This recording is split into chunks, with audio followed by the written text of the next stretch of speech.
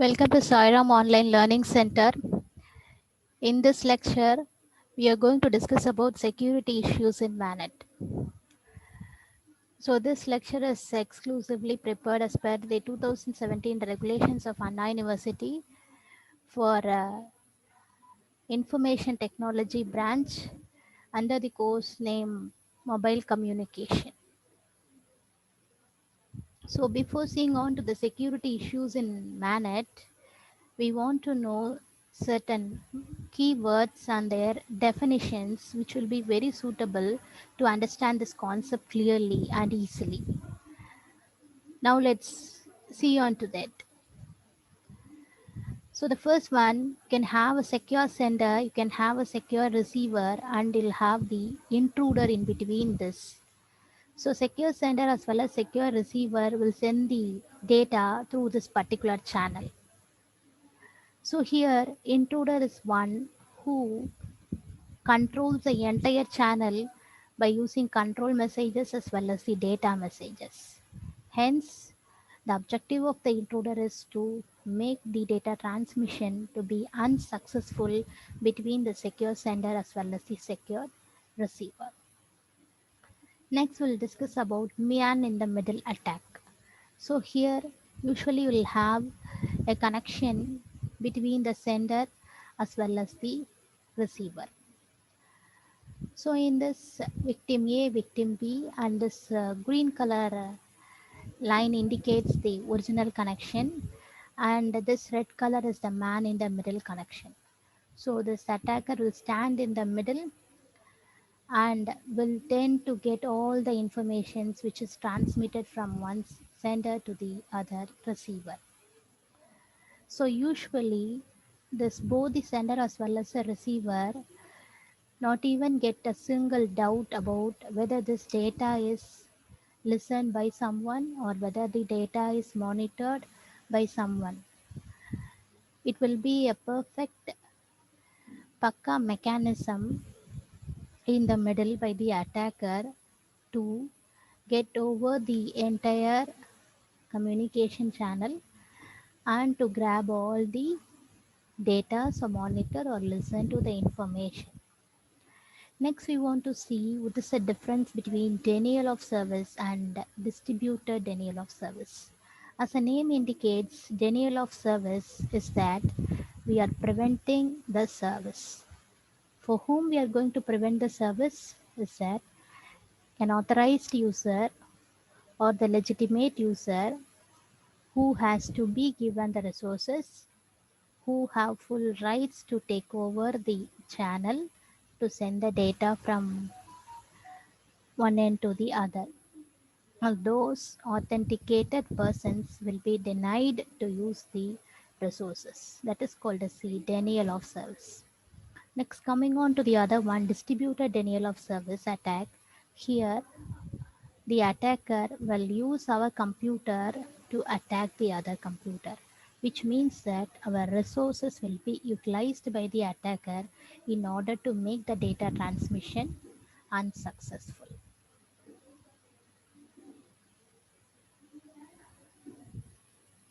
So, with this key points, we shall move on to security issues in MANET. So, in the security issues in MANET, we are going to discuss about the security issues with respect to wired or infrastructure based wireless network. So, under this, we want to see few concepts. So, first, we want to know the concept of intruder. So, this intruder is generally an host outside. It will be controlled by means of firewall or any access control mechanisms or authentication mechanism will be given here, so that mostly we tend to avoid entering of the intruder into the network. In case if the intruder entered into the network, that is the second one. Intruder is a part of the network. It is difficult to isolate and detect the intruder.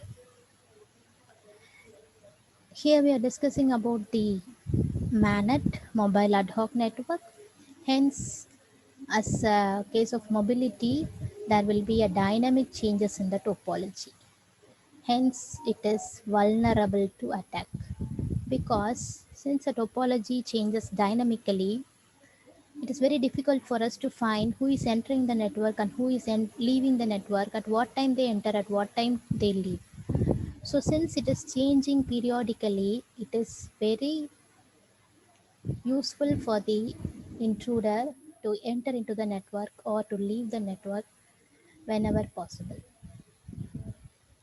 because the topologies are not static.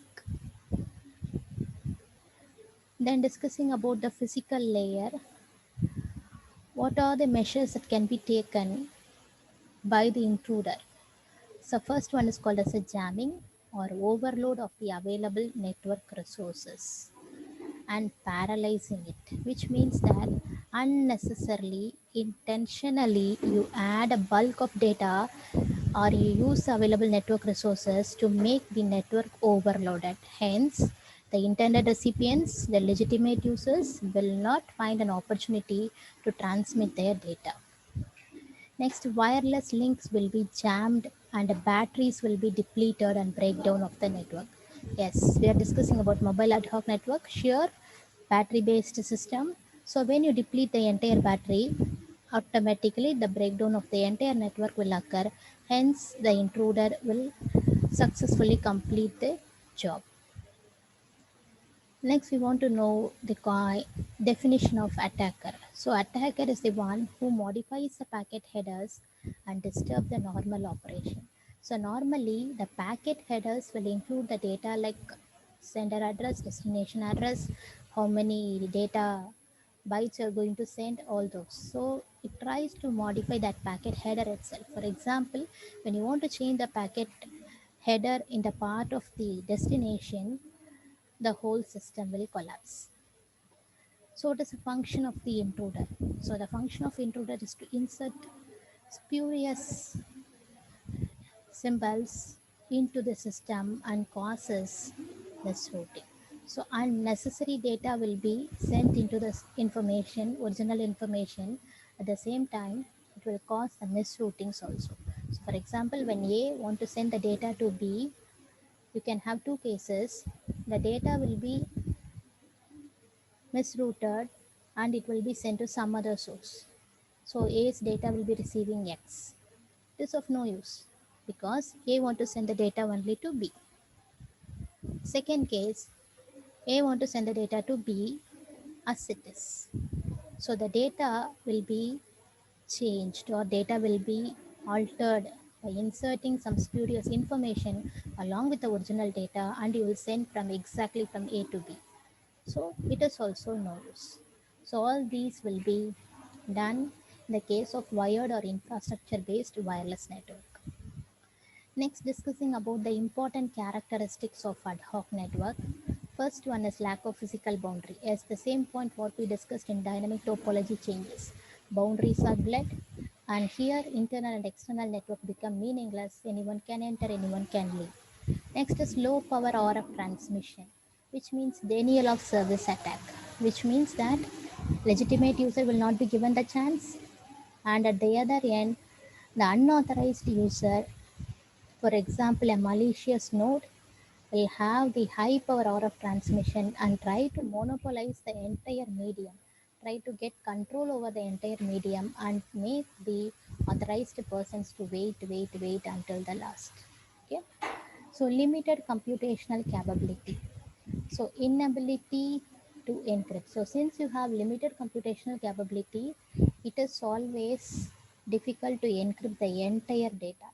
Okay. So once encrypted, we can assure a level of security in that.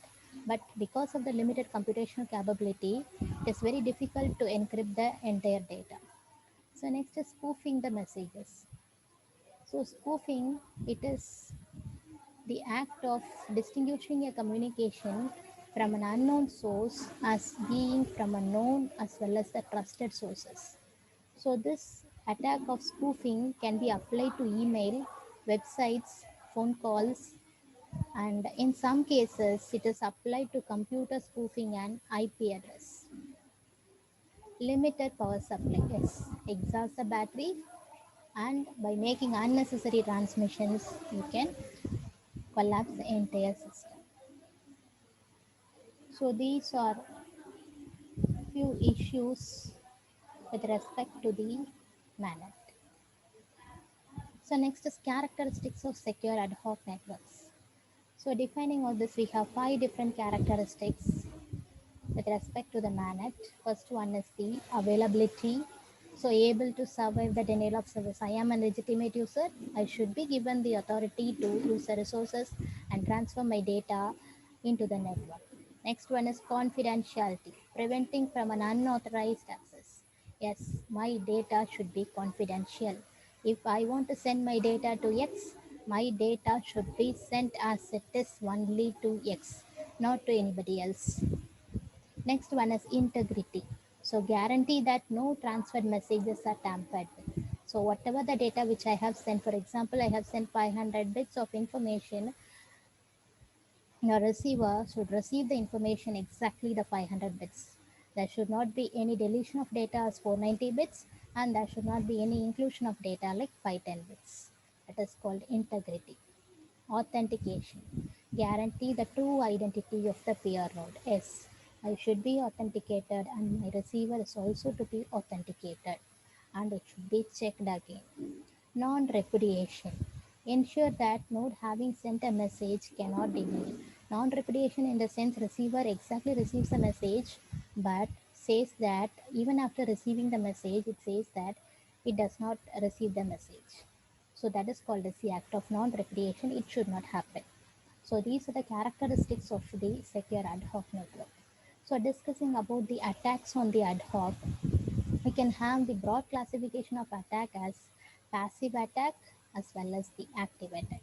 So general speaking, passive attack is the attack which normally don't make any changes in the case of the information that is being sent. For example, snooping, eavesdropping, traffic analysis, monitoring. Just you monitor the data, just you analyze the traffic, just you overhear the information. And snooping, it is a theft of information as it is transmitted over a network by a computer, a smartphone, or any other communicating devices. Here, all these are passive attacks. We don't have any alterations or attack in the information side. Whereas coming on to active attacks, this mainly plays its role in the information. It alters the data. Wormhole, black hole, grey hole, resource consumption, and routing attacks. We'll see that one after that. So discussing about the VANET protocol stack at different layers, we'll have the physical layer. So at the case of physical layer, you can have traffic analysis, monitoring, disruption, jamming, interceptions, and eavesdropping. Data link layer, you can have the resource consumption alone. Network layer, you can have the attacks of wormhole, black hole, and fabrication. Transport layer includes the attacks like session hijacking and SIM flooding. Application layer, malicious codes, repudiation, and data corruption. So at all, in some cases, a few attacks will be common to all the layers. So such a multi-layer attack includes denial of service, impersonation, and replay. So in general, replay means sending the data which has been sent already once again, which means that if A is sending the data to B, it will be sent once, and the intruder once again will get a chance to send the data to B. The reason is that in some cases the second information will be considered and the replay or the acknowledgement or the response will reach the intruder instead of coming to A. So that is the reason why we go for this replay attack. So this is about the characteristics of secure ad hoc networks and attack on ad hocs. So next we will see the security attacks in the case of ad hoc network. Here we are going to discuss about 12 different attacks which happens in the ad hoc networks. So first one is the routing loop. So routing loop is data packets sent around endlessly. So sometimes the receiver will not be available in the particular loop and your data will be so getting circulated in a path again and again. So if so, it consumes the bandwidth as well as the power. Second one is malicious code attack. So malicious code attack is that we propagate a malicious code. As a result of propagating this malicious code, nodes will be made to slow down, and some cases there occurs crashing of nodes also. So the entire station, that is the sender or the receiver, has been collapsed entirely. Next is repudiation attack. So repudiation attack is called as a denial of participation. So I am a legitimate user, I am an authorized person, I will not be allowed to participate, which means that some of the intruder may act like me and they will try to gain the control over the network. Next is SYN flooding attack. So SYN flooding is sending large number of synchronized packets and victim overflows. So particularly if I am waiting for transmitting my message to B, at that time a bulk of messages will be coming for me. Okay, so I want to concentrate on those messages which arrived to me, who sent the messages, what are the messages, what is the information I retrieved from that. So all these I'll be concentrating rather than sending the messages from A to B. Hence the victim overflows. Next attack is called as a session hijacking. So sessions are authenticated at the beginning and later it will be taken care by the hijacker, and hence the entire session will be utilized, hence resulting in unsuccessful data transmission. A fabrication attack, it is used in AODB routing, ad hoc on-demand distance vector routing. So this fabrication attack is that usually this routing will be moving from one hop to the other hop, the next node. Okay. So here the next hop or the next node will be the link between the particular node and the next node will be normally good condition and there will not be any problem, but it will be but intentionally mentioned as a broken. So next hop is not broken, it sends an error message to the previous. So when error message comes to the previous sender, we try to avoid that particular route. Hence this causes fabrication attack. For example, in case if we assume that that is the only route we have from transmitting from X to Y, if that route is not broken, if you have been informed as broken and error message has been given to you previously, then you will not choose a particular route since there is no way to send the data from X to Y. Next is black hole. So attackers set a route to some destination by its own. So you see here, attacker will set a route. So that route will always be a incorrect route. So all the packets will enter the route, but they will not leave the route. Next is called as a gray hole. So it is a type of black hole where selectively some packets are dropped and some packets are transmitted. So black hole all the packets will enter but don't leave. Gray hole, it is a type of black hole where certain packets will be retained by the attacker and certain packets will be sent back to the channel. Partitioning. So partitioning by the attacker, it will divide the network into partitions. So that some sources will not have any route to the some destination. Blacklist. So some routing protocols itself will have the ability to identify the malicious node and to tabulate it. So in this malicious node tabulation, attacker will note the good node into the blacklist. So the intended authenticated person will be put as a malicious node, hence the entire system will be collapsed. So next is wormhole attack. So establish a short path from source to destination. So source to destination will establish a short path. So since it is the shortest path, everyone will be preferring this structure and it will be like tunneling, but it is always a path that is made by the attacker. Hence, it is always an incorrect path. Dropping routing traffic, which means that node selfishly process the routing information related to it alone, which means that when the information is intended for it, that alone it will be processing. Whereas if you want to send that information or forward the information to the other node, the node especially will not do that. If all these are done, hence you can have it can create many issues in the case of your data transmission, in the case of ad hoc networks, which creates security problems, hence result in unsuccessful transmission of data. from sender to the receiver. So security attack countermeasures, how you can overcome the security attacks. So we have seen various layers, we can have different types of attacks. So how this can be overcome? So in the case of data link layer, we can use spectrum transmission and directional antennas.